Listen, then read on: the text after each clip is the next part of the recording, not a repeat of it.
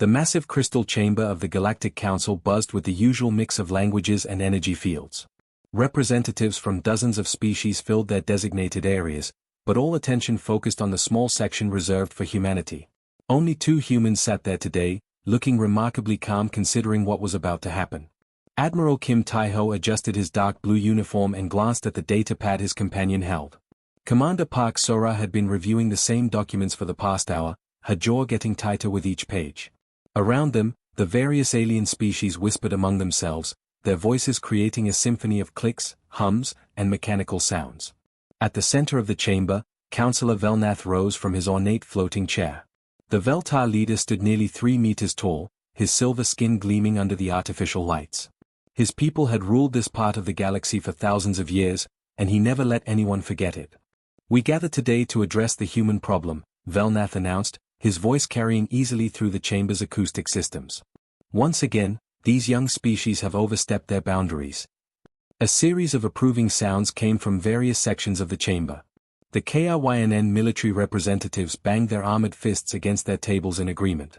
The Zephyrian merchants swayed their tentacles in rhythm, showing their support. General Krax of the KRYNN Empire stood next, his massive frame covered in battle-scarred armor. The humans have established 17 new colonies in the past solar cycle.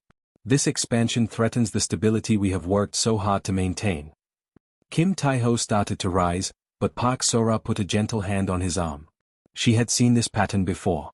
Better to let them say everything first, then respond to it all at once. These colonies were built in empty space, Admiral Kim finally said, his voice steady and calm. We followed every council regulation. We submitted all required documentation. We even invited inspection teams to verify our compliance. Merchant Lord Zephyr's tentacles writhed with what might have been laughter. Regulations written by species who understand space colonization. You humans simply copy what others have done before you. There is no innovation, no true understanding. Furthermore, Velnath continued, your military buildup continues at an alarming rate. Your fleet strength has doubled in the past 5 years. What possible peaceful purpose could require such expansion? Commander Park finally spoke up. Our fleet protects our trade routes and colonies. The same trade routes that benefit every species in this chamber through increased commerce and resource sharing. Ah yes, your trade arrangements, Zephyr's voice took on a mocking tone. Remarkably profitable for such a young species. Almost suspiciously so. We believe these profits come from practices that give humans unfair advantages over more established traders. Kim Tai-ho felt his patience wearing thin. Our trade practices are completely transparent. We've opened our books to inspection multiple times. Every transaction follows council guidelines. Guidelines you barely understand, Velnath dismissed. This brings us to today's primary concern. The council has decided that humanity requires more direct guidance. Effective immediately, all new human colonies will be administered jointly with more experienced species. The chamber filled with approving sounds again. Park Sora's knuckles went white as she gripped her datapad. General Krax continued the announcement. Your military operations will be subject to council oversight. All fleet movements must be pre-approved by this body. Your defensive strategies will be reviewed and modified as we see fit. And, Zephyrin added with obvious satisfaction, your trade agreements will be renegotiated under council supervision to ensure fairness for all species. Kim Tai-ho stood slowly. You're asking us to surrender our independence. We're offering you guidance, Velnath corrected. Your species is barely 300 years into space travel. We have been exploring the galaxy for millennia. Surely you can see the wisdom in accepting help from your betters. The final blow came from an unexpected source. Councillor Hexara of the Nexus Collective had remained silent until now. When the machine-like being spoke, their voice was precise and emotionless. The Council has also determined that human development has been hindered by outdated educational systems. To ensure proper integration into galactic society, human children will be relocated to Council educational facilities starting next cycle. The silence that followed was deafening. Park Sora actually dropped her datapad. Kim Tai-ho felt something cold settle in his stomach. You want to take our children, he said quietly. For their betterment, Hexara replied without emotion. Human education is primitive and counterproductive. Council facilities will provide superior development opportunities. This is not negotiable, Velnath added. The decision has been made. You may discuss implementation details, but the core requirements are final. Kim Tai-ho looked around the chamber. Every alien face showed the same expression, smug satisfaction. They genuinely believed they were doing humanity a favor. They saw humans as children playing with dangerous toys, needing adult supervision. The Admiral closed his folder with deliberate care.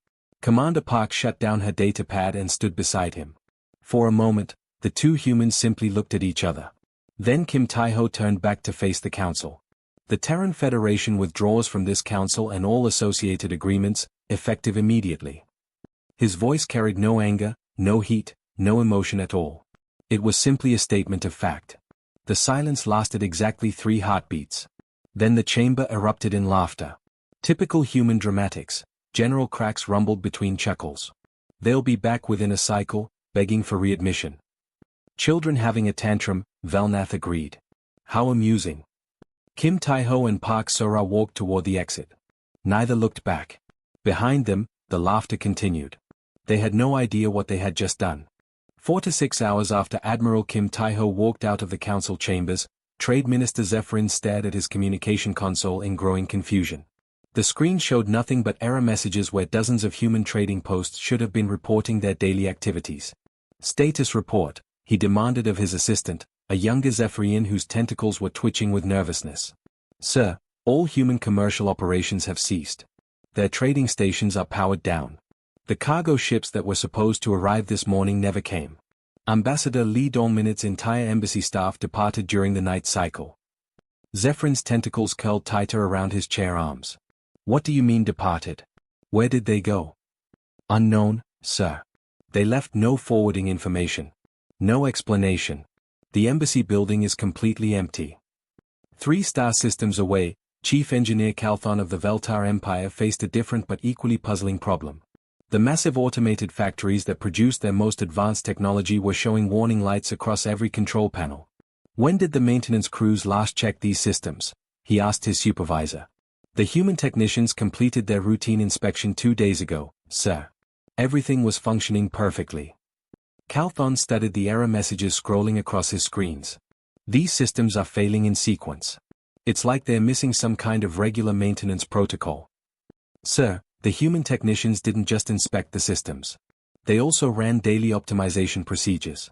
Small adjustments that we thought were unnecessary. You mean we don't know how to maintain our own technology? The supervisor's skin shifted to a pale blue, indicating embarrassment. Sir, we designed the machines. But the humans improved them. Their modifications increased efficiency by 47%. We never bothered to learn exactly what they were doing. In KRYNN space, Admiral Vexkar received a report that made his armored fists clench in frustration. His aide, a younger KRYNN warrior, stood at attention while delivering the bad news. Sir, the supply convoys to our outer battle groups are 3 days overdue. What happened to them? Vexkar demanded. Sir, there are no convoys. The human logistics coordinators who managed our supply chains have disappeared. Without their route planning and cargo optimization, our transport capacity has dropped by 70%. Impossible. We're the KRYNN Empire. We conquered half this sector without any human help. The aide's confidence wavered slightly. Sir, that was before we integrated human efficiency protocols into our supply systems. Our current fleet deployment depends on the supply schedules they created. Vexkar slammed his fist on his desk, leaving a dent in the metal surface. Then we'll create new schedules. Sir, we're trying. But our outer battle groups are already reporting ammunition shortages. Food supplies are running low. Without the human supply networks, it could take months to establish new routes. The problems weren't limited to the major powers. On dozens of frontier worlds, colonists who had relied on human agricultural advisors watched their crops begin to wither. The humans had introduced farming techniques that doubled harvest yields, but no one had bothered to fully understand the methods. Dr. Yilmak stood in what should have been a thriving grain field on the colony world of New Prosperity. Instead, she looked at rows of dying plants. The human advisor, Dr. Choi Minute Ho, had left detailed instructions, but something was going wrong. Did we follow all his procedures? She asked her assistant. Yes, Doctor. We applied the soil treatments at the correct intervals. We used the irrigation patterns he designed. But the plants are still failing. Dr. Yilmak pulled up Dr. Choi's final report on her datapad. He mentioned something called seasonal adjustment protocols that were supposed to be implemented this week. Did anyone learn what those were? No, Doctor. We assumed he would handle them like always. Most disturbing were the reports coming from the border regions. Captain Hexora of the Nexus Defense Fleet transmitted a message that sent chills through every intelligence agency in the galaxy. Command, we are observing unusual activity along the human border. Unknown vessels are establishing defensive positions around all entry points to human space. Ship designs do not match any known human configurations. Can you identify the vessel types, Captain? Came the reply from Nexus Command. Negative, Command. These ships are using energy signatures unlike anything in our databases. Hull materials appear to be several generations beyond known human technology. They are not responding to communication attempts, but they have not shown hostile intent. Are you certain they are human vessels? Unknown, Command. But they appeared within hours of the human withdrawal from the Council. It seems unlikely to be a coincidence. Captain Hexora adjusted his sensors for a deeper scan. Command, I'm detecting massive construction activity throughout human space. Multiple large-scale projects that were not visible during our last intelligence surveys. What kind of projects? Unknown, but the energy readings suggest industrial operations on a scale far beyond previous human capabilities. Back on the Veltar homeworld, Councillor Velnath called an emergency meeting. The ornate chamber felt empty with only the remaining council members present. Several species had already recalled their representatives to deal with internal crises. Report, Velnath demanded. General Crack spoke first, his usual confidence notably absent. Our military operations are experiencing significant difficulties. Logistics failures, supply shortages, communication problems. All systems that humans helped optimize. Zephrin's tentacles moved in agitated patterns. Trade revenue has dropped 34% in 2 days. The humans weren't just participants in galactic commerce. They were the foundation that everything else was built on. This is temporary, Velnath insisted, though his voice lacked its usual authority. Humans are emotional creatures. They'll realize their mistake and return soon. But even as he spoke, more reports arrived. Human space was completely sealed. No ships were being allowed in or out. Communications were being ignored. And most troubling of all, the few long-range scans that could penetrate human territory showed activity levels that suggested rapid expansion and development. The humans weren't struggling without the Council. They were thriving. 6 months after the humans walked away, Councillor Velnath stood in the ruins of what had been the Veltar Empire's most advanced manufacturing facility. Broken machinery lay scattered across the factory floor, and the air still smelled of burned electronics from the latest cascade failure. How did this happen? He asked Chief Engineer Calthon, who was studying a damaged control panel with obvious frustration. The human maintenance protocols were more complex than we realized, Counselor. They weren't just fixing problems. They were preventing them. Without their daily adjustments, our systems began failing in ways we never anticipated. Velnath picked up a piece of twisted metal that had once been part of a precision manufacturing arm. But this is our technology. We designed it. Yes, sir. But the humans improved it. They integrated optimization routines that increased our production by 60%. We became dependent on their modifications without understanding how they worked. The factory had been producing advanced computer cores for the entire Veltar fleet. Now, with production stopped, ships across their territory were operating with outdated systems. Some had even been forced to shut down completely. How long to restore full functionality? Velnath asked. Calthon's skin shifted to a dark purple, indicating deep uncertainty. We're essentially rebuilding from scratch, sir. Perhaps 2 years, if we can find the resources. 2 years. The Veltar Empire, which had ruled this sector for millennia, would be vulnerable for 2 years because they had relied too heavily on human technical support. 3 systems away, General Krax faced an even worse situation. The proud KRYNN military machine was falling apart without human logistical coordination. But the real disaster had come from their recent military operations. Explain to me again how we lost the Kepler sector, Krax demanded of his aide, Major Hexval. Sir, the rebel forces used tactics we couldn't counter. Our fleet coordination completely broke down during the battle. Without human tactical algorithms, our ships couldn't maintain formation. We conquered half this galaxy before humans even left their home planet. Yes, sir. But that was before we integrated human strategic planning into our command systems. The rebels appeared to be using human-developed tactics against us. Crack studied the battle reports on his display. The defeat had been complete and humiliating. 3 full battle groups destroyed by a ragtag collection of rebel ships. And the frontier wars. Major Hexval's expression grew even more grim. We've lost 4 more systems, sir. Our supply lines are in chaos without human logistics support. Our outer fleets are running out of ammunition and food. But the worst news was yet to come. Admiral Vexkar entered the briefing room with a datapad in his hands and fear in his eyes. Sir, we attempted to probe the human border in the Delta Quadrant yesterday. Good. What did you find? We lost the entire task force, sir. 12 ships destroyed in less than 10 minutes. The room fell completely silent. Cracks felt his blood turn cold. Destroyed by whom? Unknown, sir. The few escape pods we recovered contained recordings of weapons systems that don't match anything in our intelligence files. The technology appeared to be decades ahead of known human capabilities. Admiral Vexkar activated his datapad, showing grainy footage from the attack. The defensive platforms that engaged our ships were unlike anything humans have used before. Energy weapons with power outputs exceeding our heaviest battleships. You're saying the humans have been hiding advanced military technology? Sir, I'm saying the humans have been hiding everything. Meanwhile, in Zephyrian space, Merchant Lord Zephyrin watched his trading empire collapse in real time.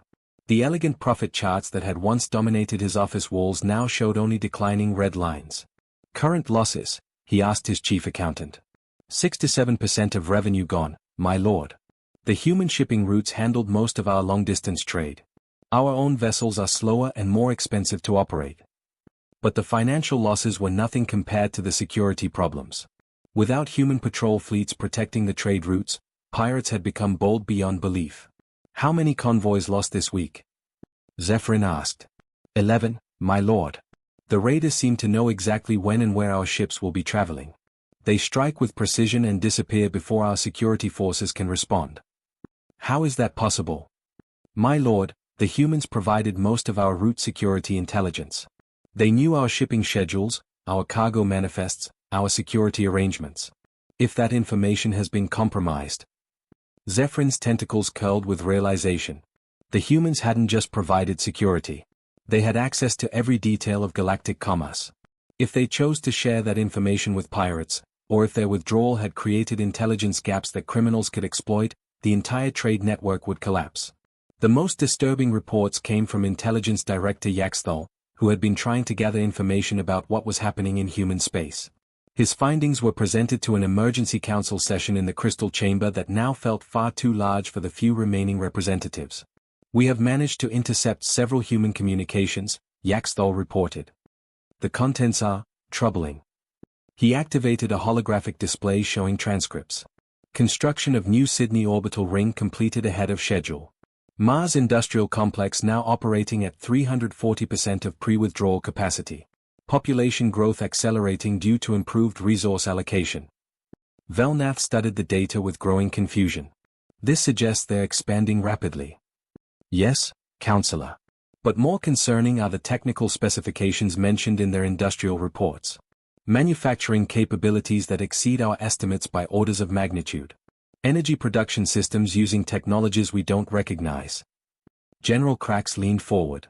Are you saying they were deliberately limiting their industrial output while they were council members? Sir, the evidence suggests that human capabilities were significantly greater than they revealed to us. Their participation in the galactic economy may have been carefully designed to appear less advanced than they actually were. The chamber fell silent as the implications sank in. The species they had treated as primitive newcomers had been deliberately hiding their true capabilities. The technology they had shared was simplified versions of far more advanced systems. There's more, Yaxthal continued. We've detected massive construction projects throughout human space. Orbital platforms, artificial worlds, stellar engineering on a scale that surpasses anything we've ever attempted. The final piece of the puzzle came from a desperate attempt to make contact. A single diplomatic vessel had approached the human border under a flag of truce. The response had been swift and terrifying. The ship was not destroyed, Yaxthal explained. It was simply moved. Transported instantly to the edge of human space and released with a message. The message was brief and polite. The Terran Federation appreciates your interest but requests that you respect our territorial boundaries. Future violations will result in confiscation of vessels. 3 years after humanity's withdrawal, Intelligence Director Yaxthol stood before what remained of the Galactic Council. The once magnificent chamber now felt hollow and desperate. Half the species that had once filled these seats were gone, either collapsed entirely or withdrawn to handle internal disasters. The intelligence we have gathered, Yaxthol began carefully, reveals the true scope of our miscalculation. Councillor Velnath, looking far older than his species' normal aging patterns should allow, gestured weakly. Show us what you found. The holographic display activated, showing side-by-side comparisons that made the remaining council members shift uncomfortably in their seats. On one side was human space as they had known it 3 years ago. On the other was human space today. This is impossible, General Krax whispered. Where 37 human systems had existed before, over 400 now showed active colonization. Massive orbital structures surrounded dozens of stars. Artificial worlds appeared to be under construction in systems that had been empty space just months earlier. How did they expand so quickly?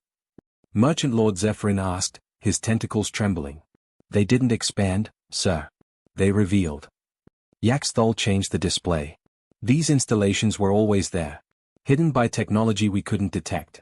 The humans maintained a false image of their actual capabilities for decades.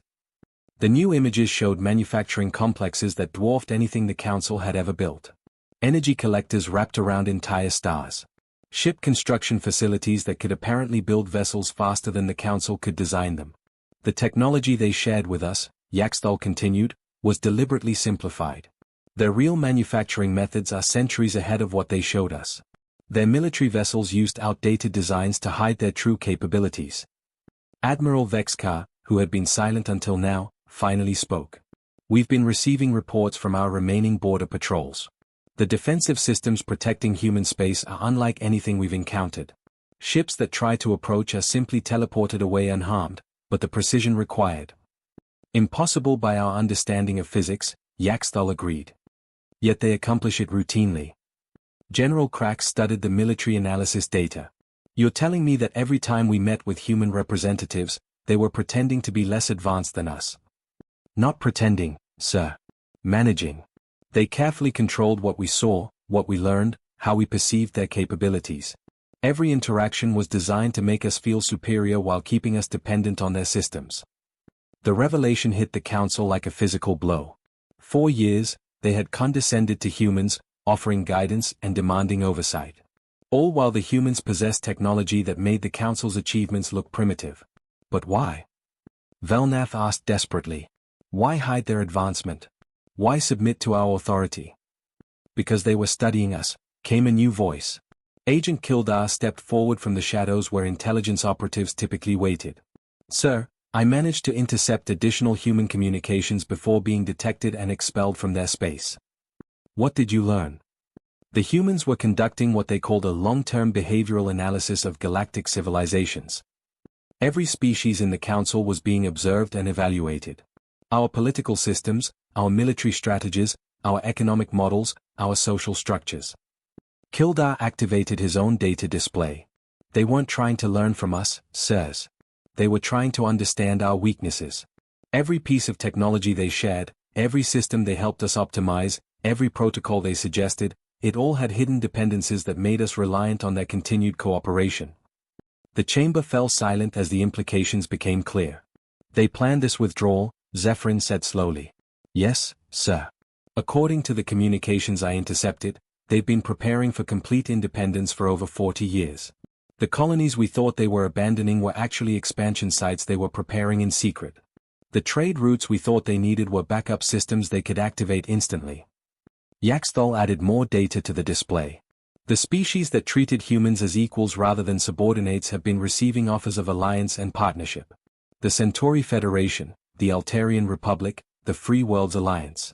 All report technological exchanges and mutual defense agreements with human forces. The holographic display showed those regions of space. Unlike the chaos and decline affecting Council territories, these areas showed rapid growth, technological advancement, and economic prosperity. They are not trying to rejoin galactic civilization, Yaxthol continued. They are building a better version of it. What about our attempts to make contact? Velnath asked. Agent Kildar's expression grew even more grim. Sir, I managed to observe several human planning sessions before my cover was blown. They refer to the Council as the failed experiment. They consider our form of governance to be fundamentally flawed. Flawed how? Based on hierarchy rather than merit. Dependent on maintaining superiority over newer species rather than fostering genuine development. Prone to stagnation because established powers resist innovation that might threaten their status.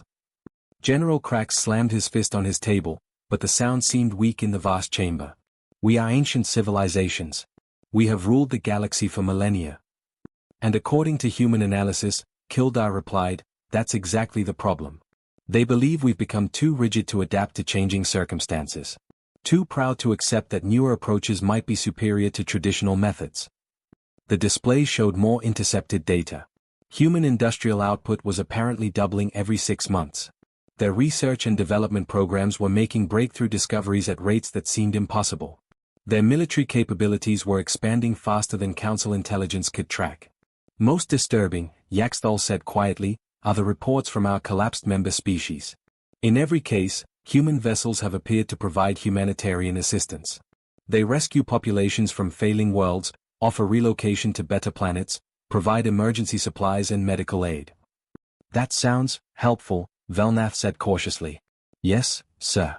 But they also establish permanent presence in those systems. The species they rescue become part of their growing alliance network. They are essentially absorbing our former territories through benevolent conquest. The final piece of intelligence was the most shocking.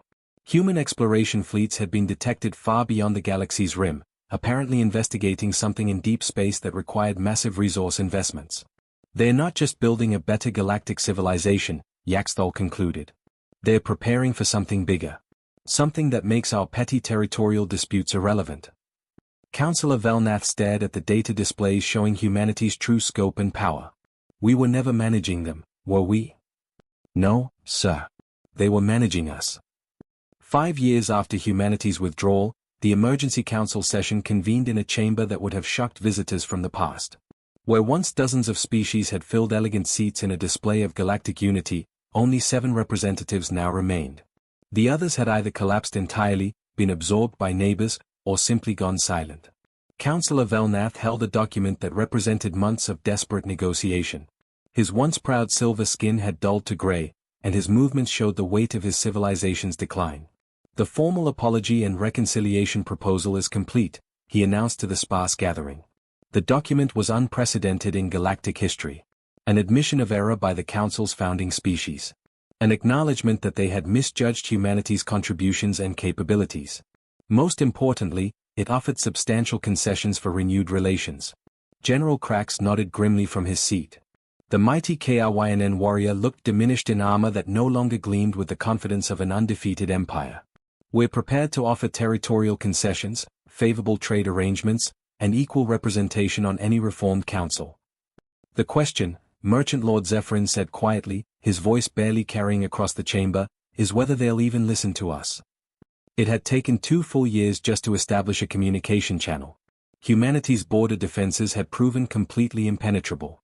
Their space remained sealed to all outside contact. Ships that approached too closely were simply moved away by technology that defied understanding.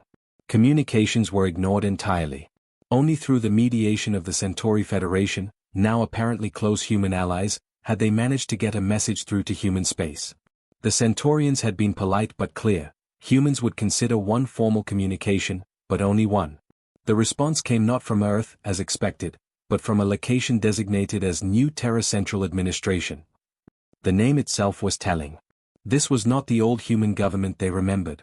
Director Han Minitsu appeared on the holographic display, and his appearance immediately shocked the council members. Gone were the simple uniforms of human diplomats they remembered. Director Han wore clothing that suggested manufacturing capabilities far beyond anything in council space. His bearing conveyed absolute confidence. Behind him, viewports showed megastructures that dwarfed the largest council installations. Honored council members, Director Han began with polite formality, humanity appreciates your message and wishes you well in your future endeavors. Velnath leaned forward desperately. Director Han, we acknowledge our past mistakes. We're prepared to discuss terms for renewed cooperation. Significant concessions. Councillor Velnath, Han interrupted gently but firmly, I believe you misunderstand our position. We are not seeking to rejoin galactic civilization as it was structured. The display behind Han shifted, showing star maps that took their breath away. What had once been human territory now encompassed nearly half the galaxy. Thousands of worlds showed active colonization. Massive orbital constructs surrounded hundreds of star systems. Shipping lanes bustled with activity on a scale that made the old galactic trade networks look primitive. The human sphere now includes 4 to 7 species as full partners and 112 species as allied members, Han continued. Our combined technological advancement, economic output, and military capability have made previous arrangements obsolete. General Krax found his voice, though it cracked slightly. Director, surely there's room for negotiation. Our military experience, our knowledge of governance. General, Han's voice remained pleasant but carried an edge of finality. 5 years ago, your government demanded oversight of our military for galactic stability. Our military could have destroyed your entire empire at any point during our council membership. We chose restraint then. We choose independence now. The words hit like physical blows. Every council member understood the implication. The humans had always possessed the power to destroy them. They had chosen not to use it. Our analysis of council governance structures, Han continued, identified fundamental flaws that make long-term stability impossible. Hierarchy based on age rather than merit. Resistance to innovation that might threaten established power structures. Economic systems designed to maintain inequality rather than foster development. Zephrin's tentacles writhed in distress. We can change. We can adapt. The council can be reformed. The species that joined our alliance did so because they shared our vision of cooperative development rather than competitive dominance. Those relationships have proven far more productive than the previous system. The display showed comparative data that was devastating. Regions under Human Alliance showed technological advancement, economic growth, and social stability. Former council territories showed decline, conflict, and stagnation. Director Han, Velnath said desperately, we ruled the galaxy for millennia before humans even achieved spaceflight. Surely our experience has value. Your experience taught us what not to do, Han replied simply. The galaxy you ruled was stagnant, divided, and inefficient. The galaxy we're building prioritizes innovation, cooperation, and shared prosperity. The communication was clearly ending. Han began to turn away from the display. Wait. Velnath called out. What happens to us? Our civilizations are failing. Our people are suffering. Han paused and turned back. For a moment, his expression softened slightly. Humanitarian assistance is available to any species that requests it. Medical aid, emergency supplies, population relocation if needed. But political integration requires commitment to our alliance principles. Which are equality among member species. Decisions based on evidence rather than tradition.